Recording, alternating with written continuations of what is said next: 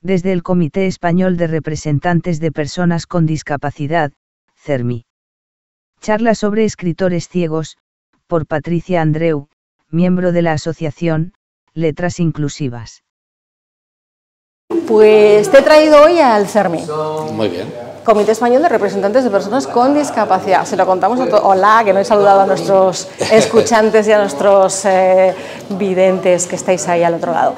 Que aquí en la calle Recoletos número 1, muy cerquita de Colón, el CERMI tiene su sede y hoy aquí en el salón se hace la presentación de una... Están probando por ahí los micros.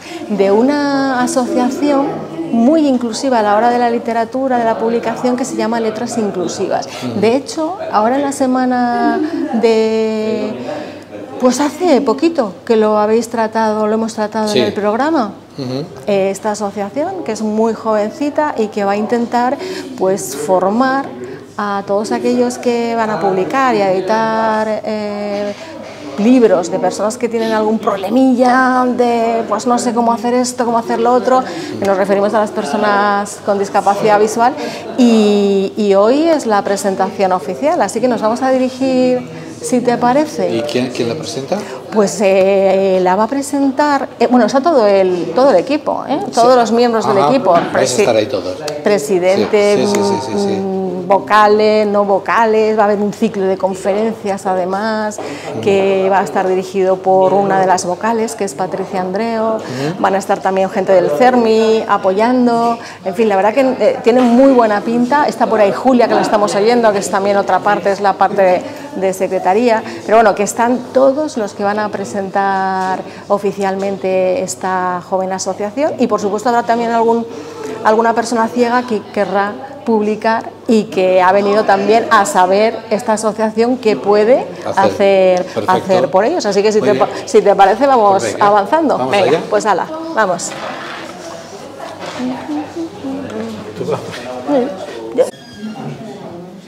Bien, pues empezamos cuando son las 12:03 y para los que me conocéis, soy Mariano Fresnillo y tengo la suerte de poder presentar este primer acto de la Asociación Letras Inclusivas, de la que se va y viene, ahí va, de la Asociación Letras Inclusivas. Decía que voy a presentar este acto ya que me eligieron presidente de la misma, y no me queda otra que, como no, con todo orgullo y alegría de poder hoy iniciar esta sala de conferencias que la Asociación Letras Inclusivas ofrece con un ciclo que Patricia Andreu va a desarrollar durante largo tiempo y espero que muy fructífero.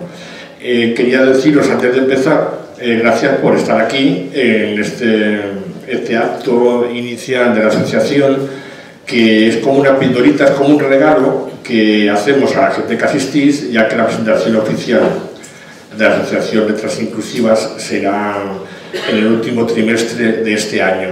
Haremos un acto ya con tiempo y preparándolo, porque la Asociación Letras Inclusivas realmente llevamos desde el 1 de abril registrados oficialmente en el registro de asociaciones nacionales como asociación de escritores y personas que les gusta la literatura y la escritura.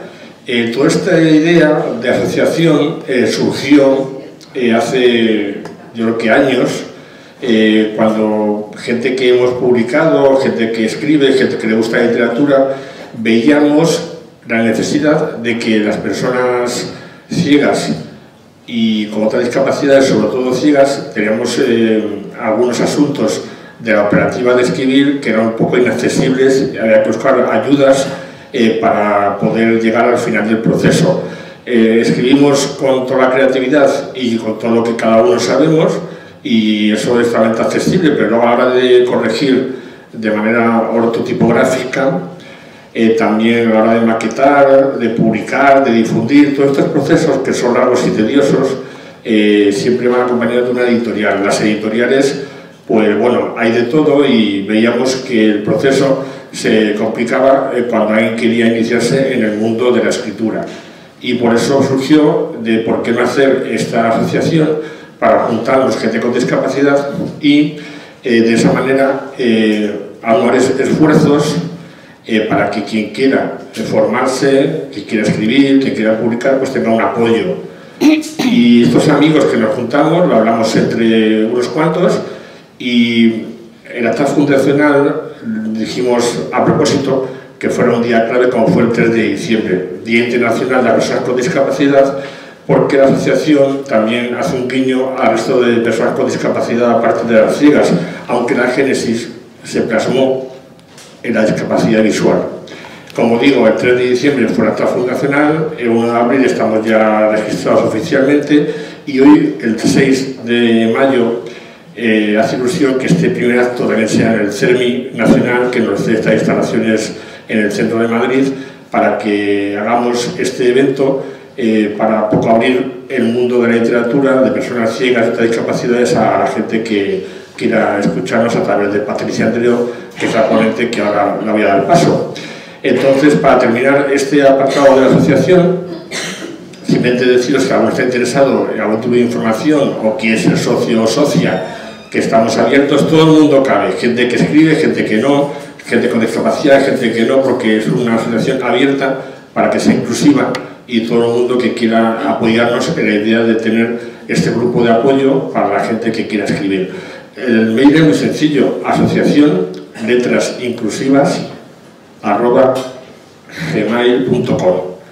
Y dicho esto, pues como digo, dentro de los que estamos preparando con proveedores, con editoriales, imprentas, también con el tema de la IA también, para ayudar a todo ese tipo de procesos, vamos a iniciar hoy este acto. Y entonces doy paso a Patricia Andreu, que está a mi derecha. Y Patricia Andreu, yo la conozco hace muchos años. Nos conocimos a través de la tertulia Ferreiro, una tertulia literaria que llevamos 13 años juntos, ya que hay mucha gente que la integra. Y a través de ahí pues nos fuimos conociendo. Y también a su hermana Pilar Andreu, que también hay que mencionarla porque Pilar, que no está con nosotros, está en el cielo, de que ahí nos dirige sus miradas. Ella también fue una de las que de manera invisible originó la fundación de esta asociación Letras Inclusivas, y de aquí también la quiero recordar en este momento. Y a través de Patricia, con Pilar y mucha más gente que está aquí, pues teníamos el amor a la literatura, y Patricia siempre ha estado muy vinculada al tema de la filología, al tema también de clases de idiomas, de inglés sobre todo, aunque sabe un montón de idiomas. Yo no sé ya lo que sabe, porque cada vez sabe más, y esta mujer no tiene fin. Que va, que va. Es como su hermana, pero... Al revés, se me encogen. Bueno.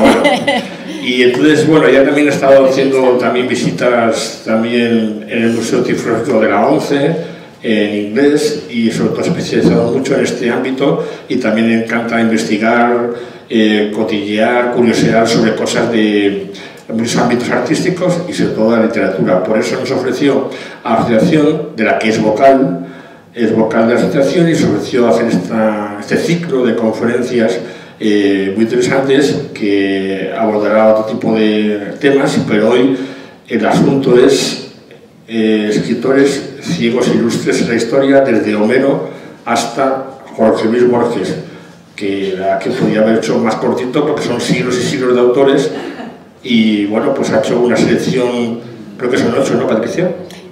Unos cuantos más, pero bueno, ahora lo comento. Bueno, tantos siglos no me extraña que tendría para aburrir, pero algunos son muy desconocidos y algunos incluso no han publicado en español, con lo que va a ser muy interesante, porque algunos son más oídos, como Galdós y demás, ¿no? O Borges o Homero. Bueno, pues yo creo que con esta presentación simplemente pues agradecerle el esfuerzo de esta charla. Va a dar paso a preguntas durante el transcurso de la charla, y bueno, agradecer otra vez la asistencia, a Patricia esta labor de divulgación, y sin más, pues gracias, y vamos a ver qué nos cuenta Patricia Andreu. Pues muchas gracias, Mariano. ¿Me podéis escuchar bien? Sí. ¿Sí? ¿Todos? Sí. Vale. Yo también quiero agradeceros a todos vuestra asistencia, porque con vuestra asistencia o bien de manera presencial o bien de manera virtual, porque esto se está grabando, demostráis un interés por un tema que a mí me parece apasionante. Cómo un escritor se ha enfrentado a la experiencia vital de perder la vista de forma total o parcial. Es un tema que no se ha estudiado mucho y que, en mi opinión, tiene mucho potencial y que merece la pena una atención, ¿no? Que es lo que vamos a intentar hacer aquí. Veremos que todos ellos, ante esas circunstancias tan importantes, tan trascendentales, han recurrido a medios prácticos para poder seguir con su vocación literaria. Normalmente han recurrido al dictado a terceras personas, pero lo que es importante de destacar es que han querido seguir escribiendo y haciendo cosas, y lógicamente esa experiencia vital ha hecho que potenciaran más ciertas capacidades como la memoria, la capacidad de concentración, la información que reciben de los otros sentidos, también, ¿qué más? Lógicamente, mayor introspección, mayor atención al interior humano, ¿no? Pues antes de seguir, unos pequeños comentarios. Como bien ha indicado Mariano, es muy ambicioso el tocar el tema de escritores universales, entonces he tenido que empezar a acotar y me he centrado en esta ocasión en la literatura occidental, y podemos dejar para otras ocasiones mundos como el de la literatura árabe, que es preciosa, con muchísimos poetas ciegos y con una gran figura del siglo XX como fue el erudito egipcio Taha Hussein, que, como sabéis, fue profesor, fue también ministro de Educación en el Cairo, y bueno, personalidades muy importantes también, pero eso para futuras conferencias.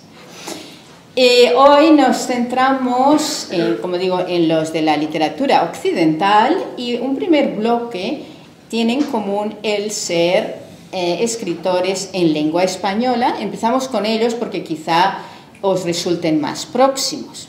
A todo esto, antes de seguir, quiero presentaros a mi colaborador, Rubén González Murillo. Rubén, sonríe. ¿Qué tal? Rubén es ingeniero y está especializado en técnicas de accesibilidad, informática y accesibilidad. Y pues es el que nos va a pasar distintas diapositivas. Creo que hasta ahora has estado enseñando el logo de la asociación, ¿verdad? Tenemos ahora lo del cartel. Ahora tenemos el cartel anunciando esta actividad. Y ahora, seguidamente, por favor, si puedes pasar a Jorge Luis Borges, porque es con el que empezamos este bloque de autores en lengua española. Lógicamente son figuras tan ingentes de las que se puede hablar tanto, que yo me voy a limitar en esta ocasión a los años en que estuvieron más aquejados de ceguera y las obras que escribieron pese a ese momento difícil. Jorge Luis Borges tiene, por ejemplo, en su autobiografía que escribió para el New Yorker en el año 1970, que la dictó en inglés, porque ya en aquella época él no podía escribir, necesitaba dictar. En esta autobiografía, que os la recomiendo, podemos ver su evolución como gran erudito, gran enamorado de la literatura, y también su evolución de la vista. Su padre era un hombre también muy culto, con una gran biblioteca que Borges amaba en sus años de niño. El padre le influyó mucho en las lecturas. El padre también escribía, hizo una novela titulada El caudillo, y muchas veces Jorge Luis Jr. Acarició la idea de hacer una segunda parte de esta novela del padre. Pero también del padre heredó algo menos bonito, que es la enfermedad genética que tenían muchas personas en la familia. el padre, el abuelo, otros parientes, ¿no? Fue un proceso gradual de ir perdiendo poco a poco. Quizá eso hizo que él en muchas ocasiones comentara que no fue una pérdida dolorosa, ¿no? Pero sí se advierte en muchos escritos suyos una cierta ironía de que precisamente una persona como él, que amaba tanto los libros, pues al final no pudiera leerlos. A todo eso se añade que fue bibliotecario durante muchos años. En los años 30 fue bibliotecario en una biblioteca menor, pero a partir de 1955, cuando ya el peronismo desapareció del marco político argentino, Borges había sido muy antiperonista. Entonces, en el 55 le nombraron director de la Biblioteca Nacional de Buenos Aires. Y precisamente en esa época es cuando ya su ceguera estaba intensificándose mucho. Él tenía también unos 50 y tantos años. Y de ahí, de esa época de 1959, procede un poema que seguro que conocéis muchos, en el que habla pues de esa paradoja, ¿no? Es el de no ver y ser director de una biblioteca. Es ese poema que se inicia con el verso: nadie rebaje a lágrima o reproche la declaración de la maestría de Dios, que con magnífica ironía me dio al mismo tiempo los libros y la noche. Lo conocéis, ¿verdad? Y en ese poema, que recomiendo releer, sigue insistiendo pues en cómo se siente, por un lado contento, pero por otro lado frustrado de no poder disfrutar de la misma manera que antes de los atlas, los mapas, todos los libros, ¿no? Y también hacia el final del poema comenta que el mundo querido se deforma, se difumina en ceniza leve, o sea, crea todo un imaginario un poco triste, un poco oscuro. Y es que, bueno, él aceptaba el destino, ¿no?, de la enfermedad, pero con una cierta ironía, ¿no? Otro poema que os recomiendo se titula El elogio de la sombra, posterior, de 1969, él ya también tenía entonces más años, y allí se le ve como más conformado, ¿no?, con su situación, y habla, por ejemplo, de imágenes que en realidad pueden ser un poco tremebundas. Mis amigos ya no tienen cara, ya no hay letras en las páginas de los libros, pero sin embargo él encara todo eso con mayor resignación. Y también otro relato que me parece muy interesante relacionado con este tema nuestro de hoy es el relato titulado El otro, en el que de una manera muy borgiana tenemos a el Borges ciego, mayor, hablando con el Borges joven. Y bueno, Borges mayor como que le está queriendo indicar de lo que le vendrá, que ya se puede preparar, y el Borges joven como que no presta especial atención a ello, ¿no? Pero bueno, esto ejemplifica mucho, ¿verdad?, la manera de trabajar de Borges, con paradojas, con antítesis, con realidad y no realidad, qué parte es, cuál es la ambigüedad, ¿no? Entonces, bueno, Borges, yo definiría su actitud ante la ceguera de, sí, conformación, pero al mismo tiempo ironía. El siguiente es Galdós, nuestro querido Galdós. Me voy a centrar en los años últimos de su vida. Él empezó a tener problemas de retina a principios del siglo XX. Y él falleció en 1920, o sea que los últimos 20 años tuvo que afrontar ese problema. Recurrió también a dictar a familiares, a amigos, En algunas cartas suyas a Pereda, otro escritor importante de la época, o también a Rafael Altalamira, que fue un periodista muy famoso del periodo, se queja, ¿no?, de las dificultades que tiene, de lo mucho que añora el poder leer y escribir como antes. Pero como todos estos autores que estamos viendo, su capacidad de resiliencia, de seguir adelante, hace que, bueno, se adapten a los nuevos medios, a las nuevas circunstancias y van haciendo cosas, ¿no? Y de hecho, en esta última etapa, Galdós escribió mucho. Por ejemplo, yo destacaría El Caballero Encantado, de 1909, y también Cánovas. Cánovas es uno de los últimos episodios nacionales que escribió. Y en Cánovas es un libro interesante, pero ya vemos ese tono más tristón, vemos más la presencia de la enfermedad física en el protagonista, que cuenta o describe la época que le ha tocado vivir. Ya no es el mismo vigor ni la misma entusiasmo de antes, ¿no? Supongo que ahora tenemos, después de Borges, tenemos a Galdós al fondo, ¿no? Sí, sí. Estupendo, que así nos van acompañando los escritores uno detrás de otro, ¿no? Entonces os decía que os recomendaría la lectura de Cánovas para conocer mejor al Galdós de esta época, porque el protagonista de Cánovas es un hombre mayor también ya, muy aquejado de problemas de vista, tiene queratitis, el ojo seco, tiene muchos problemas para salir a la calle, ver, muchos dolores, tiene también otro tipo de enfermedades, ¿no? Y es interesante ver, ¿no?, cómo Galdós plasma parte de su drama de ese momento.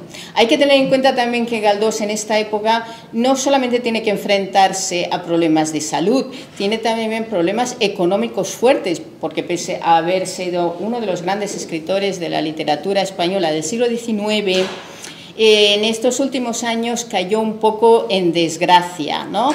Quizá porque ya venían otros autores también, estaba entonces surgiendo la generación del 98, después veniendo la del 14, también desde el punto de vista político no tenía en los gobiernos conservadores de Maura y demás, no tenía tan buena acogida como en gobiernos anteriores, así que al pobre Galdós se le juntó todo un poco.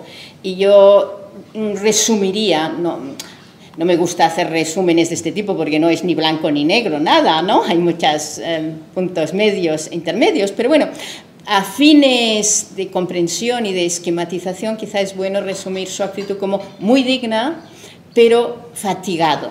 Estaba fatigado y aunque fue, por ejemplo, en varias ocasiones, en 1909, 1914, fue diputado a las Cortes, pues no solía ir y se veía ya con pocos ánimos, ¿no?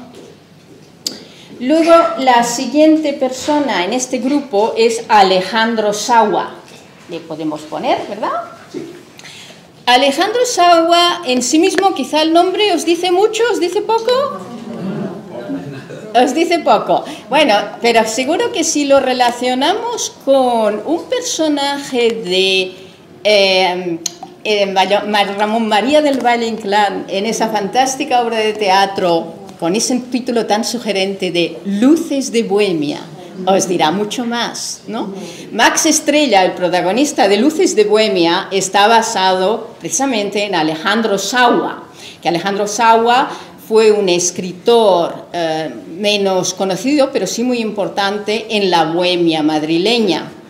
Era un poco como el representante del escritor maldito nuestro. Sabéis que en Francia tenían a Verlaine, tenían a Baudelaire, tenían a Rimbaud, y aquí pues tuvimos a Alejandro Saua, aunque, bueno, él más que poemas escribió novelas y también pues reseñas, artículos periodísticos y demás. Era de origen griego, su padre, por eso el apellido Sawa, con W. Y de él recomendaría su última obra, ya escrita en los últimos 4 años de su vida, que también tuvo que dictarla a su compañera de vida y a su hija. En ella no habla mucho de la ceguera, él habla de los temas que siempre le interesaron, las vidas marginales, los escritores incomprendidos, y ese libro al que me refiero se titula Iluminaciones en la sombra. Y hay un capítulo muy interesante titulado Autorretrato, en que él mismo se presenta como persona de grandes contradicciones. Dice, por ejemplo, yo amo la vida, pero estoy triste. Yo amo a la gente, amo a los pueblos, pero odio la democracia. Soy religioso, pero soy anticlerical. En fin, un montón de paradojas de su personalidad, ¿no?, que son interesantes, que le hacen un personaje interesante, un personaje cáustico, ¿no? Es una persona amargada, no tuvo una vida fácil, muchos problemas económicos, también al interesarse más por personajes marginales de la sociedad, protesta social, crítica, etcétera, pues tuvo que enfrentarse a muchos conflictos, muchos problemas, ¿no? Entonces, bueno, pues de él digo Iluminaciones en la sombra, es un buen libro en el que también menciona sus años en París, con su amistad con Verlaine, y hace un desfile, ¿no?, de personas interesantes, pero siempre con este sello un poco trético, ¿no? Menciona a Edgar Allan Poe, menciona a Baudelaire, menciona a Alfred de Musset. Todos, ya digo, que tuvieron unos finales muy trágicos, sea por el alcoholismo, sea por las drogas, sea por estados de medio locura, ¿no? Es este mundo así un poco trético, ¿no? Entonces, pues yo a Alejandro Sawa le resumiría como sí, una persona que también llevó su vida y su ceguera con dignidad, pero con causticidad y amargura, como aparece en Max Estrella de Valle Inclán. Y la última persona en este primer grupo es Concha Espina. Concha Espina, que nació hacia 1869, falleció en 1955 aproximadamente, estoy hablando siempre de memoria. Esta mujer tuvo mucha amistad con otra gran escritora de la época, Emilia Pardo Bazán. Lo que pasa es que tuvieron una trayectoria ideológica bastante al revés o opuesta, porque si Emilia evolucionó desde unos presupuestos más conservadores, incluso carlistas, ¿no?, y pasó a ideas más progresistas, defensa de la mujer, feminismo y tal. En el caso de Concha Espina ocurrió totalmente lo contrario. Empezó más bien progresista, revolucionaria, llamando la atención sobre temas sociales, la situación de los obreros, la situación de la mujer, y luego fue ya centrándose en un conservadurismo muy fuerte, muy católico, incluso muy simpatizante durante la Guerra Civil Española con el bando nacional, ¿no? Ella empezó a tener problemas de vista hacia los últimos 20 años de su vida. Al principio utilizaba como plantillas, ¿no?, con líneas en relieve para ayudarla a seguir la línea recta. Luego, cuando eso ya no fue suficiente, utilizó secretarias, ¿no?, el dictado a secretarias. Quizás de ella recomendaría la última obra, una de las últimas, que escribió en 1949, titulada Un valle en el mar. Más que nada porque describe muchos de los temas que ella había tratado en toda su obra literaria. el conflicto entre lo rural y lo urbano, los problemas de la mujer. De hecho, la protagonista es víctima de una violación y cómo puede esta mujer en aquel momento, con unas determinadas circunstancias sociales, salir adelante, ¿no? De la cuestión de la ceguera, Concha Espina hablaba poco, quizá por una idea que se tenía en determinadas épocas de que es mejor no mencionar mucho las discapacidades, ¿no? Y en esta misma obra que os digo, de Un valle en el mar, hace gala de grandes descripciones visuales, ¿no? Describe mucho los paisajes, las personas, lo pintoresco de la zona de Santander, que es desde donde ella provenía.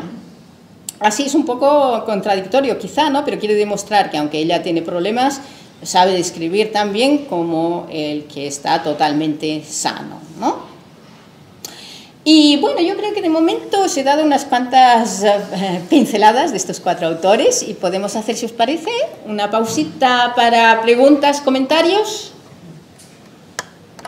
Pues yo quería hacer un comentario sobre Borges, si me dejas, porque tuve la suerte en 2018 de viajar a Buenos Aires. Estuve allí 2 semanas y como eran muchos días, pude ir a visitar la Biblioteca Nacional que te han mencionado, que ahí se ubica la Asociación de Escritores de Argentina.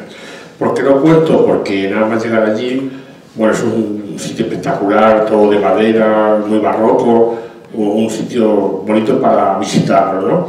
Y aparte hablaba allí con el director de la asociación, que, bueno, como venía de España, estaba hablando con él, y lo primero que me enseñó, que esta anécdota, es un perchero que hay a la entrada de la biblioteca. Y me dijo, ¿y por qué me enseña el perchero? Porque Borges ya, después, cuando ya era afamado, era una persona emblemática en Argentina y era uno de los que estaba ahí integrando la asociación, pero al principio, cuando nadie le conocía, Jorge Luis Borges iba de incógnito, dice que se colaba ahí con su bastón de ciego y con sus libros, y en el perchero, que había un montón de abrigos de los catedráticos y de escritores que estaban dentro, les metía su primer libro publicado en los bolsillos de los abrigos. Y de esa manera, para que le conocieran. Y me contaban que era curioso, se colaba ahí con su bastón, ahí hacía poco ruido dentro de lo que podía, y así pues se empezó a difundir. Está claro que cuando hay redes sociales hay ingenio.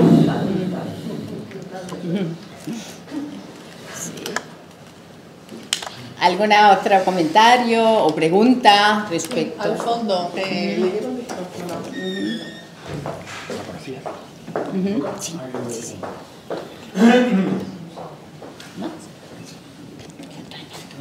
Buenos días. Sí, quisiera que nos hiciera conocer... Y el nombre, si quieres, por favor. Sí, soy Juan Carlos León Sá. Vale.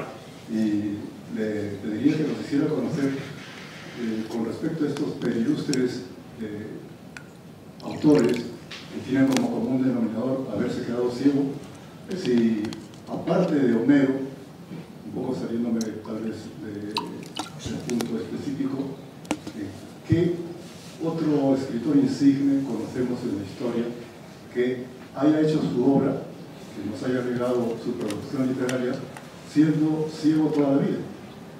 Precisamente este es el tema del siguiente bloque, porque el siguiente consta de 3 personajes, bueno, 3 personas, 3 escritores que quedaron ciegos muy jóvenes, entre 8 años, bueno, Helen Keller, por ejemplo, incluso antes, con 1 año, o sea, muy jóvenes, y eso hizo que ya desde un principio tuvieran que adaptarse a la nueva circunstancia, y a estas personas les unieron muchas cosas, entre otras el uso del braille, ¿no?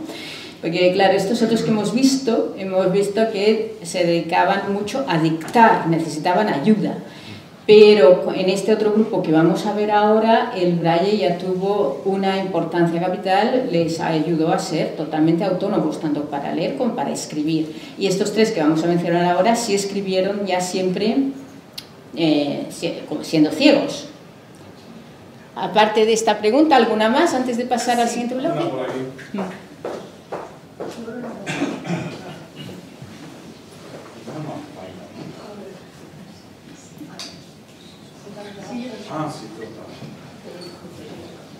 Hola, buenos días.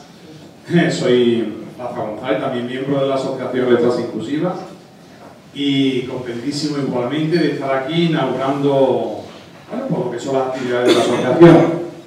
Y tengo que decir, Patricia, que es muy interesante este primer bloque de escritores en habla castellana.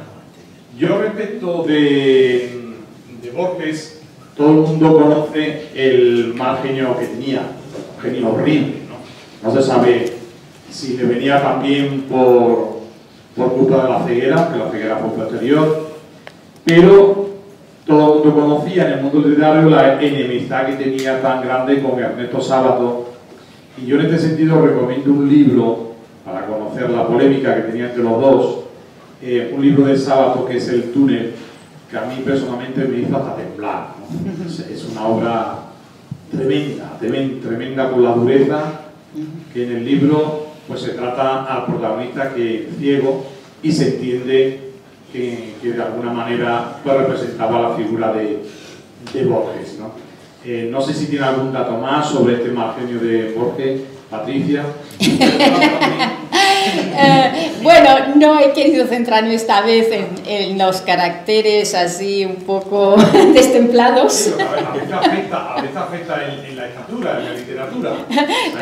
Genios, ¿no? Sí, por supuesto. Lo que has mencionado un punto muy interesante, y es el de Ernesto Sábato y cómo representa él la ceguera, porque este es otro tema que yo creo que es muy bueno de tratar en una próxima serie de conferencias, ¿no? En esta es los escritores, pero en próximas podría ser la manera de cómo los ciegos son presentados en los distintos libros, ¿no?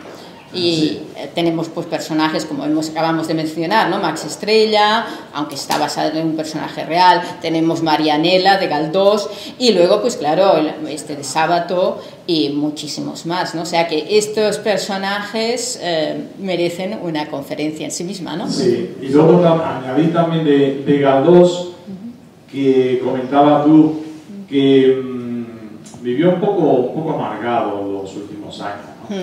Pero hay una realidad, y es que fruto de ese maniqueísmo que hemos tenido en España, en nuestra historia, sobre buenos y malos, progresistas y conservadores, etcétera, etcétera, pues a Galdós, y yo creo que hoy hay unanimidad en el mundo literario, a Galdós le robaron el premio Nobel. Era firme candidato al premio Nobel, y por culpa de nosotros mismos los españoles, y por ese maniqueísmo histórico, pues él no pudo conseguir el premio Nobel, y yo creo que también eso pues, le llevó a esa frustración, ¿no? Aunque también tenemos que decir que Galdós había sido siempre bastante puerguista y no dejaba absolutamente nada por detrás, ¿no? Solamente pues quería dar esta pincelada. Muy bien, muchas gracias. ¿Alguien más o paso ya al siguiente grupo? Voy.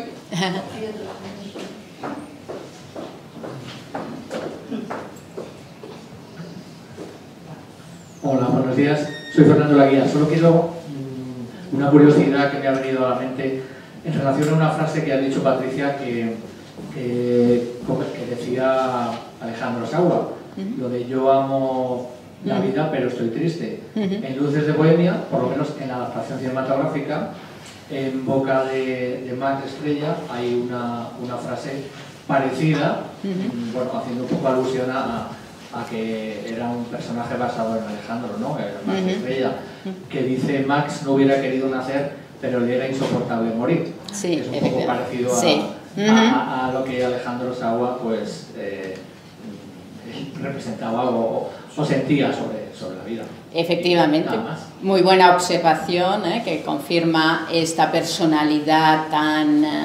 bueno, era un personaje muy curioso, Saba, un hombre guapo que tuvo también muchos amoríos, o sea, una vida en realidad muy intensa, ¿no? pero por otra parte también está tan exaltado una desesperanza, ¿no? Como muchos altibajos, no era una persona estable para nada. Y de hecho, bueno, su ceguera se dice que está debida a una enfermedad venérea, a mucho alcoholismo, a una vida pues bastante desordenada, ¿no? Bien, si os parece, paso al siguiente grupo, en el que tenemos en primer lugar a Helen Keller, que esta es una figura muy conocida, ¿no? Luego hablaremos de Jacques Lisserand y de Oscar Baum. Como os decía antes, los he agrupado a los tres por varios motivos. Primero, porque la ceguera les sobrevino muy jóvenes, con lo cual fueron educados ya todos en sistema Braille, lo cual les proporcionó mayor autonomía e independencia. Los tres tienen una gran fuerza interior. Como los anteriores, bueno, pues hicieron lo que pudieron en su edad mayor para afrontar las circunstancias lo mejor que supieron, estos tuvieron todos una fuerza interior enorme. Y de hecho para ellos la ceguera es como una manera de ver el mundo diferente, una luz especial. Son los que, a mi modo de ver, leerlos es de mayor interés para la gente que no conoce tanto el mundo de la ceguera o de la discapacidad visual, ¿no? Porque a través de los escritos de Helen Keller, por ejemplo, su autobiografía, La historia de mi vida, o también otro libro que a mí incluso me gusta más, que es en mi mundo en el que yo me muevo. Este mundo en el que yo me muevo explica muy bien cómo ella utiliza las manos, el tacto, para percibir el mundo. También el olor.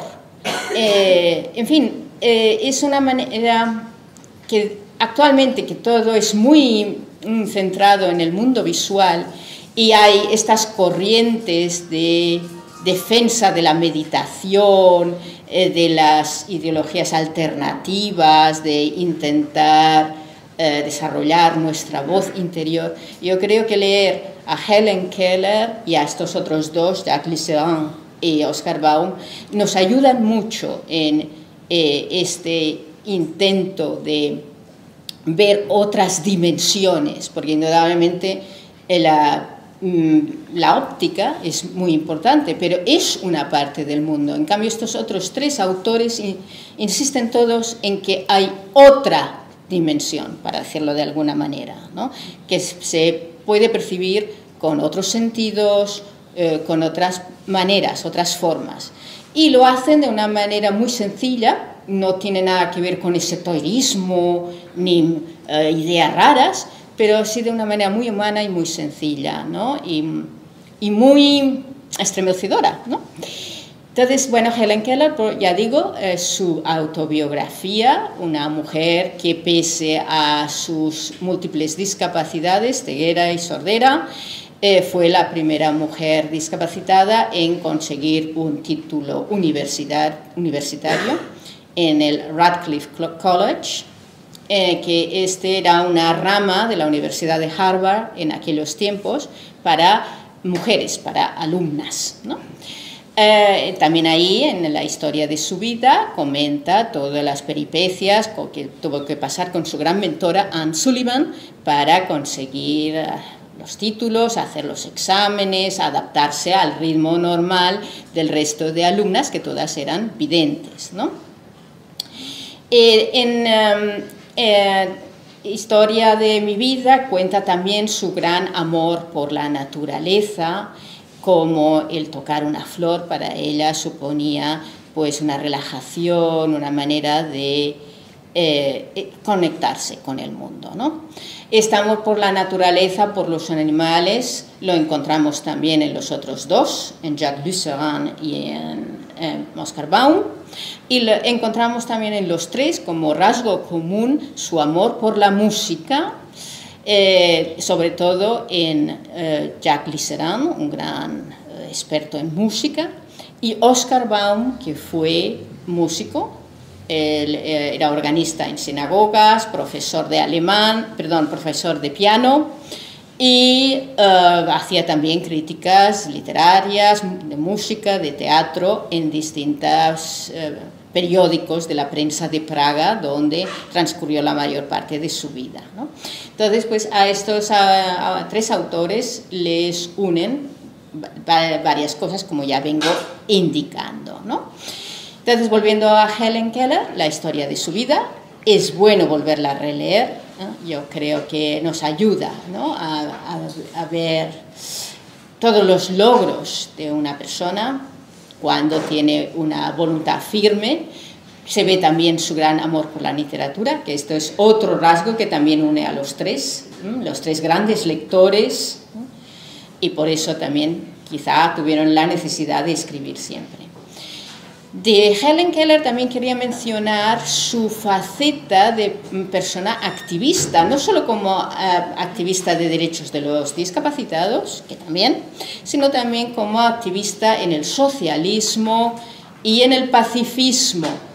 Quizá a través del marido de Anne Sullivan. Anne Sullivan, su mentora, estuvo casada unos años con John Macy, que fue profesor de la Universidad de Harvard. Y John Macy era un hombre muy involucrado en las cuestiones sociales. Y quizá a través de esta influencia, Helen pues se interesó más por problemas de los trabajadores, de los niños en los barrios pobres. También trabajó mucho para medicina preventiva, para evitar que niños que vivían en circunstancias deprimidas pues perdieran la vista por falta de higiene, por falta de cuidados, ¿no? Y esta faceta de Helen, más en plan defensora de derechos sociales y derechos humanos, aparece en el libro Y prendió la luz. Fijaros que todos estos autores no hablan como los anteriores de la sombra, la penumbra, tal, sino hablan siempre de la luz. Curiosamente, y los que no la tuvieron son los que más lo destacan, ¿no? Porque pasamos ahora, después de Helen Keller, que se podría estar hablando de ella muchísimo, pero otra vez, por cuestiones de tiempo, ¿no?, pasamos a Jacques Lisserand. Jacques Lisserand fue un hombre nacido el año 1924 en París, perdió la vista a los 8 años por un accidente, y su obra más principal es precisamente la que dice Y se hizo la luz, et la lumière fut. Está traducida al español, la tenemos en nuestra biblioteca como audiolibro y la recomiendo porque a mí me parece, a veces quizá un poco exagerado, claro, pero me parece una manera de presentar la ceguera muy distinta, ¿no?, a la de que, ay, todo está en tinieblas, y ay, lo que he perdido, y hoy... No, él es todo lo contrario.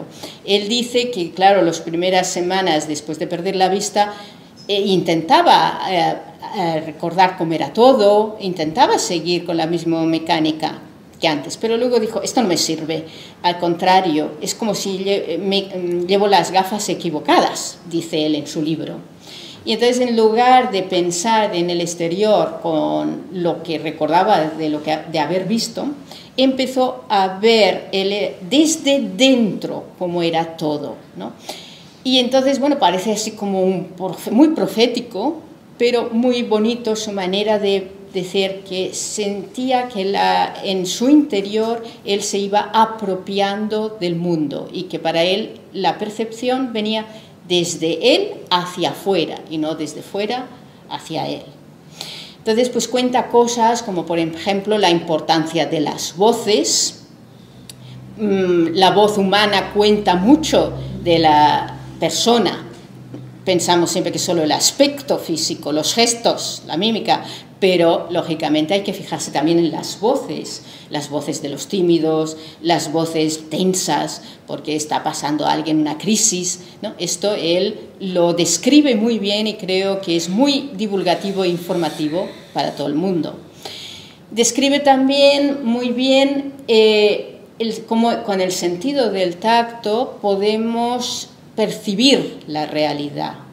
Él dice, por ejemplo, sí, la vista es como muy rápida, muy global. Veo una mesa, la sitúo, muy bien, pero es a través del tacto que yo me apropio de esa mesa, porque al tocarla, la mesa viene hacia mí, se hace parte de mí al ver las texturas, al entablar una relación de fuerzas, de presión entre mi mano y la madera. Se crea mucho más intimismo, más detallista. Bueno, aquí se podría organizar, por supuesto, ¿no?, un torneo entre qué sentidos son más importantes. Todos lo son, por supuesto, pero es esencial en la obra de Lucéran cómo intenta valorar los otros. Y, repito, en esta época en que se está haciendo hincapié en el mindfulness y en la meditación, para de alguna manera contrarrestar toda la revolución óptica que tenemos, yo creo que hablar de Lucéran es importante. Luego también es una vida muy plena. Fue un hombre que estudió en la Sorbona, quiso ser profesor en los lycées, pero bueno, ahí tuvo problemas en la época de los años 50. En Francia no se veía bien que un profesor ciego diera clases en institutos, pese a que él había estudiado totalmente integrado en la universidad y en los institutos, ¿no? Entonces decidió irse a Estados Unidos, que en aquella época era un país muy abierto y más acogedor de lo que quizá parece ser ahora. Y entonces, pues, allí tuvo la ocasión de dar clases de literatura francesa en universidades como Cleveland y Hawái, y allí fue muy respetado, ¿no?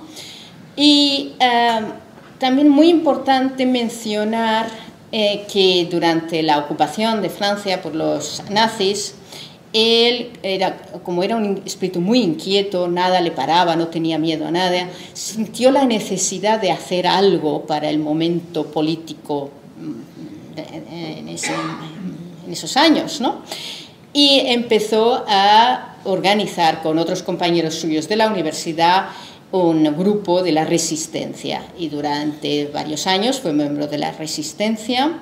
Él era el encargado de reclutar a nuevos miembros a través de la voz, y casi nunca le fallaba, ¿no?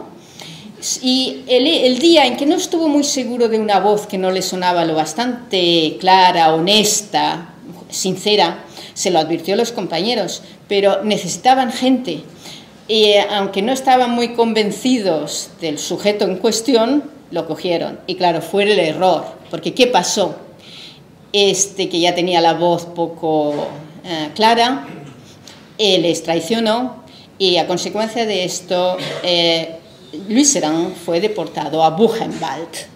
Y allí estuvo hasta la liberación del campo en 1945.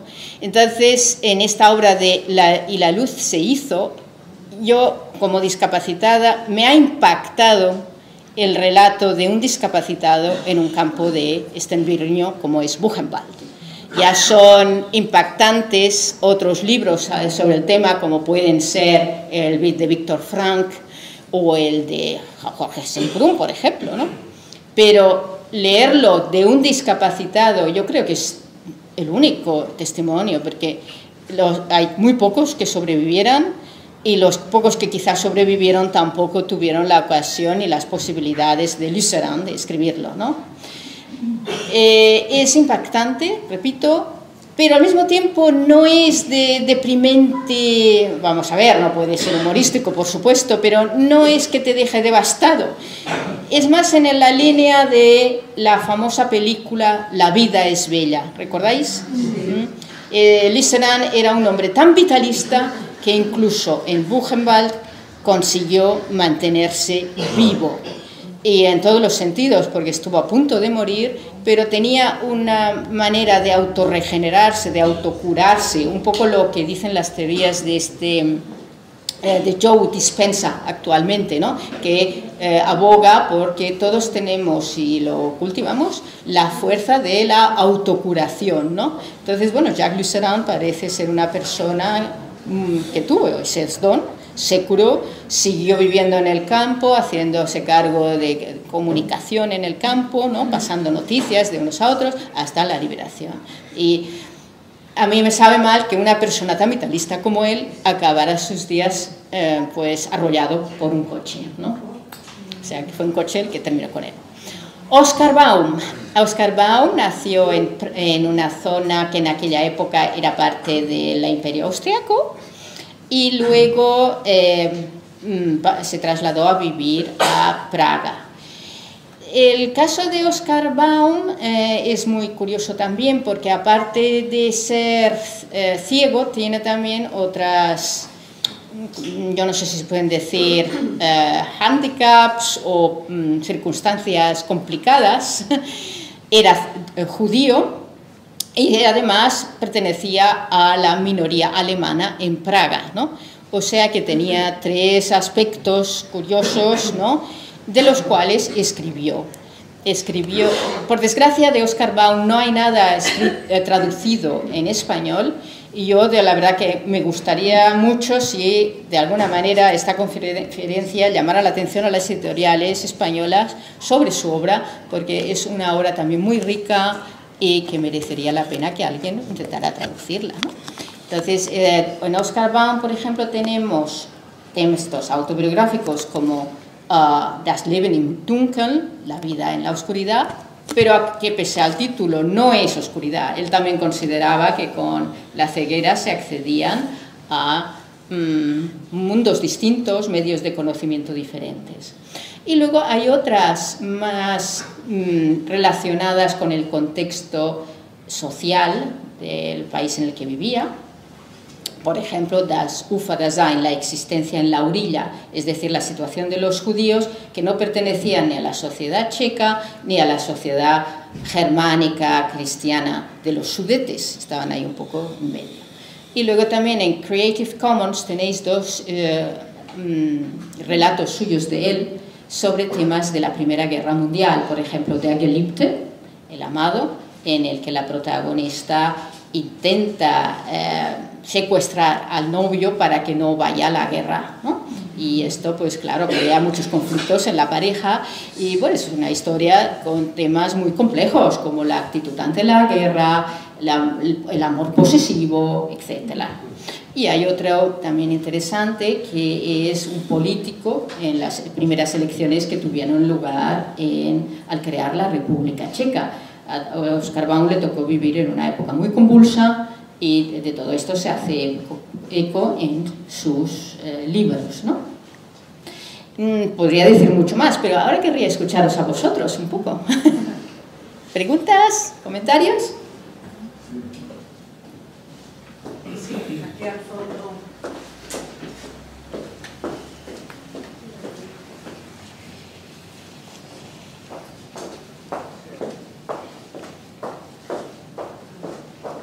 Pobre, cuántos paseos que se da, ¿eh?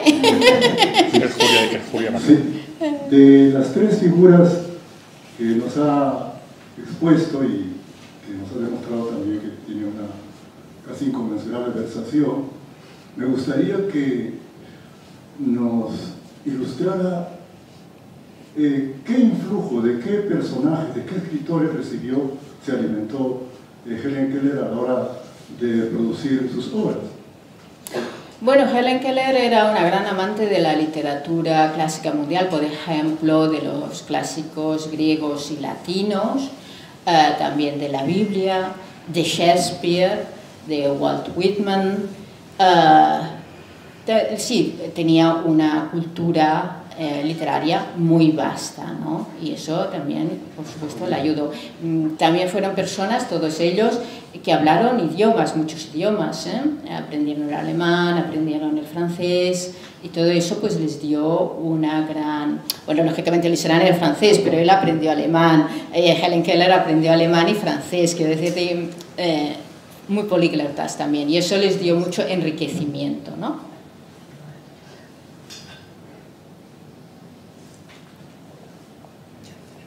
¿Hay más preguntas? ¿No? De momento no. Vale. Bueno, pues pasamos al tercer grupo, que es un poco misceláneo, porque ahí tenemos en primer lugar a James Joyce, el irlandés que vivió más fuera de su patria que dentro. Transcurrió su vida en Trieste, donde dio clases de inglés en la Berlitz. También estuvo en París muchos años, donde acudió pues un poco atraído por el mundo que se vivía, ¿no? El ambiente literario de los años 20 en París. Ahí estaban todos los grandes escritores americanos del momento, como Scott Fitzgerald, estaba también Hemingway, estaba Ezra Pound, en fin, era un sitio muy cosmopolita, ¿no? Es un poco el ambiente recreado en esa película famosa de Woody Allen, Midnight in Paris, que supongo que la recordaréis, ¿no? Medianoche en París, ¿no? Y bueno, Joyce estaba un poco más al margen de estos círculos, pero sí le gustó estar por ahí, claro. Y fue ahí en París donde se publicó su gran obra, El Ulises. James Joyce, ya de muy joven, con unos 20 años, empezó a tener problemas de vista, de glaucoma, de iritis, y fue toda la vida una gran lucha, ¿no? Para mantener su vista. Entonces esta lucha se ve mucho en la correspondencia que sostuvo con su principal editora, Harriet Shaw Weaver. Shaw, escrito como Bernard Shaw, S-H-A-W. Harriet Shaw fue también una mujer muy importante en el mundo literario inglés de esa época. Era una activista, era idealista, porque ella montó la editorial no para ganar dinero, al contrario, perdió, ¿no? Pero quería pues ser mecenas de personas que consideraba grandes talentos. Y durante toda la vida apoyó, incluso financieramente, a James Joyce, porque sus obras ahora nos parecerán interesantes o no, pero las leemos, ¿no? y se aceptan, pero en aquellos momentos se consideraban muy inmorales. Por ejemplo, el último monólogo de Molly en Ulises se consideraba muy inmoral, entonces tuvo muchos problemas de censura, no fue bien recibido, ¿no? Y lógicamente tuvo también problemas financieros, y Harriet Shaw le ayudó mucho. Y en estas cartas, en el transcurso de casi 20 años, se ve toda esta cuestión económica, social, dificultades, y también sus problemas de salud, las múltiples operaciones, tuvo más de 12 operaciones, los dolores, el hecho de que casi ya no podía leer, el que tenía que dictar. Precisamente otro famoso irlandés, Samuel Beckett, fue ayudante suyo durante un tiempo. Y bueno, yo recomendaría la correspondencia, leer esta correspondencia para saber un poco más de estas peripecias, tanto de vista como del resto de cuestiones. También el hecho de que su hija Lucy decayó en fases de esquizofrenia y de depresión. Entonces todo eso es interesante de verlo en esta correspondencia, que ha sido recientemente publicada por Páginas de Espuma en 1923. Y bueno, el que se atreva puede leer, por supuesto, Finnegan's Wake, que es aún más difícil que Ulises, pero se dice de Finnegan's Wake que por influencia de su creciente ceguera es como leer a ciegas. Así que si queréis comprobarlo, es una novela de mucha experimentación, de muchos juegos de palabras, en fin, muy interesante, un gran reto. Tenemos luego a John Milton. Uy, por lo que me como el micro, de tanto cerca que lo tengo. John Milton, un gran personaje también, con mucha cultura, muy erudito, estudió en Cambridge, amaba la literatura, él empezó a quedar ciego bastante joven también, ya con 40 años. Y de hecho, del año 1652 aproximadamente, cuando él ya tenía tantos problemas, es un famoso soneto suyo titulado On My Blindness, es decir, sobre mi ceguera.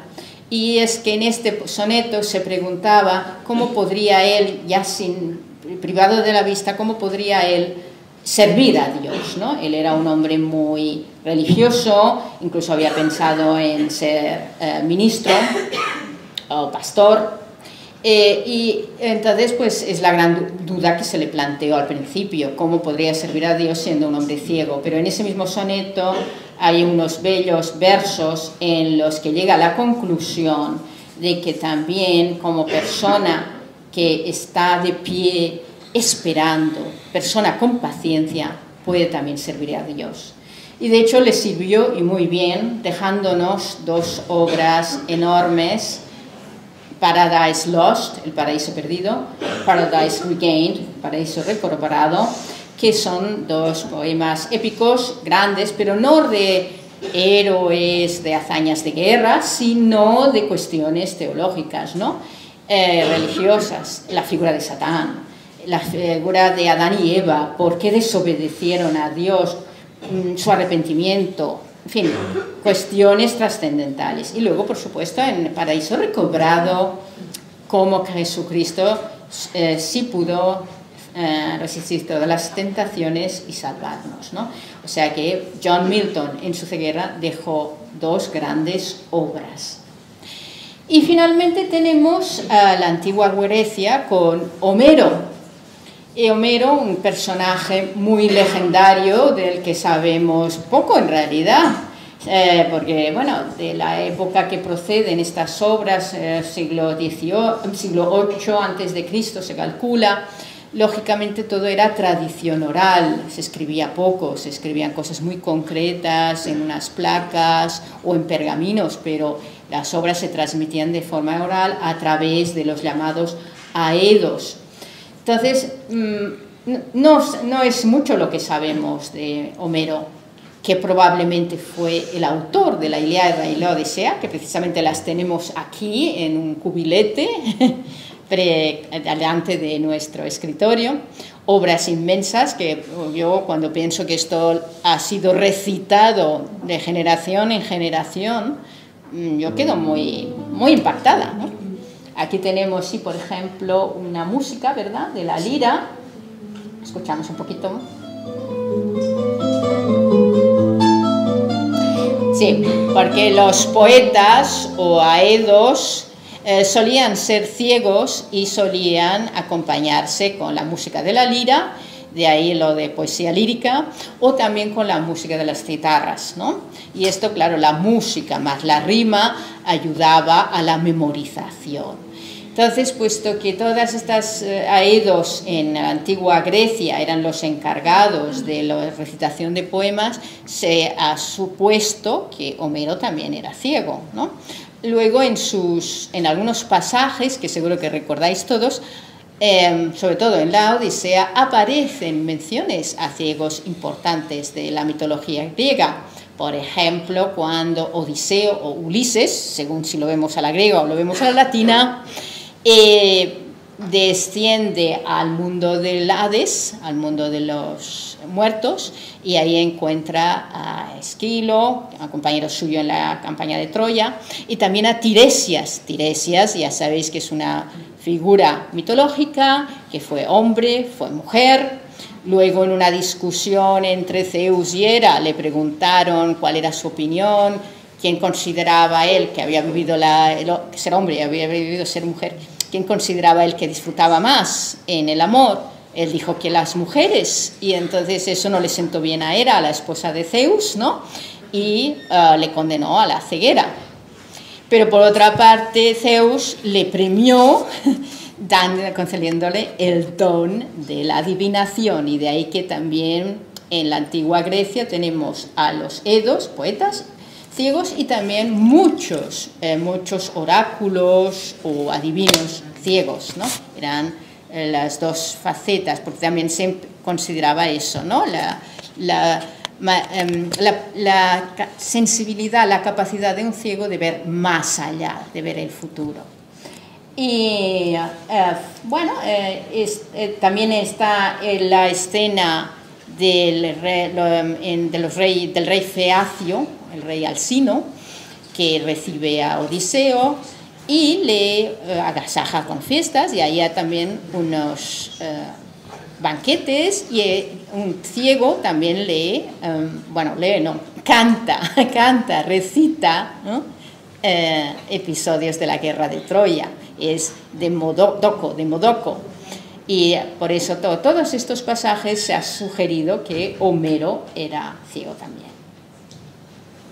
Y me diréis, bueno, ¿y por qué acabo con la antigua Grecia? ¿No sería mejor empezar con la antigua Grecia y cambiar el ritmo? ¿Qué os parece? ¿Es mejor haber empezado con Grecia o haber acabado con Grecia? Yo lo he querido hacer así un poco pues para romper, ¿no? Porque siempre solemos empezar con lo cronológico y a veces las personas más modernas se nos quedan un poco más olvidadas, ¿no? Y luego yo tenía un profesor en la universidad, el doctor Ricardo Mayral, que le gustaba mucho una película de los años 80 titulada Traición, Betrayal, del director David Jones, basada en una obra de Harold Pinter. Y en esa película, no sé si alguien la ha visto, ¿la recuerda? Precisamente ahí la narración es pues, al revés. Es una historia de amor, pero no contada desde el comienzo hasta el final, como suele ser lo normal, sino la primera escena es cuando rompen y la última escena es cuando se cogen la mano y empiezan a enamorarse, ¿no? Y entonces esta película, y esta obra de teatro de Pinter, tiene una gran fuerza a la hora de contar, ¿no?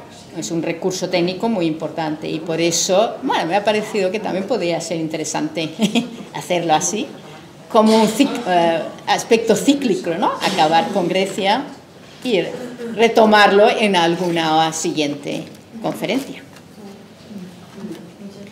¿Preguntas o comentarios?